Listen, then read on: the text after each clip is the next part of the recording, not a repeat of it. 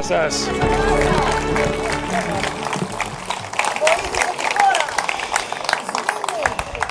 Η χώρα είναι οι άνθρωποι της. Δεν σβήνουνε, ανάβουνε. Σηκωνόμουν ανάστημα. Θα σηκώσουμε ανάστημα. Άντε, αμάν, πρέπει να μας βοηθήσεις. Εσύ οικονομική ανάγκη δεν έχεις. Υπάρχουν. Πού είναι τα 37 δις, τι τα κάνανε. Τα λεφτά. Θα επανέλθει, θα επανέλθει. Έλα, αύριο παίρνεις στο μαγαζί.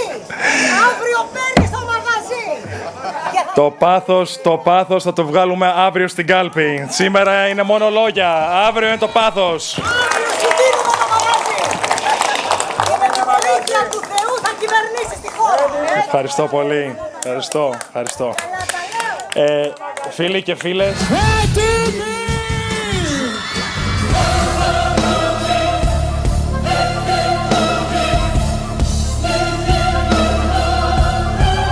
Να ανασυγκροτήσουμε τη χώρα. Θα λύτρωνα τη χώρα. Είμαστε όλοι μαζί. Γιατί πρέπει να είμαστε διχασμένοι? Το πάθος θα το βγάλουμε αύριο στην κάλπη. Οι Έλληνες πρέπει να αποφασίσουμε τι θέλουμε για το μέλλον μας. Η Ελλάδα είμαστε εμείς. Έχοντας βαθιά ριζωμένο μέσα μου το ελληνικό πνεύμα, Είμαι σήμερα εδώ για να προσφέρω τις δυνάμεις μου. Άκουσες τα λόγια μου, αλλά τον ακούς, Πενθέα.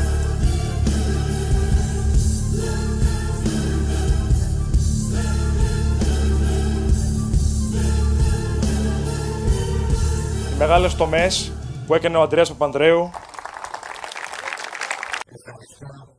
Έτοιμοι. Ένα μεγάλο και περήφανο όχι. εμείς ναι.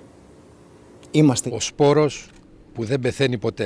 Ήρθε για να ενώσει και όχι να διχάσει. Γιατί και αυτός ήταν Νέα Δημοκρατία. Το παραχέσατε. Κυρία που δεν έχω δει ποτέ μου, παρουσιάστηκε ως γιαγιά μου. Η Ελλάδα αφήνει πίσω της τη λιτότητα της καταστροφής. Στα 21 μου και εν μέσω οικονομικής κρίσης βρήκα δουλειά στην Goldman Sachs.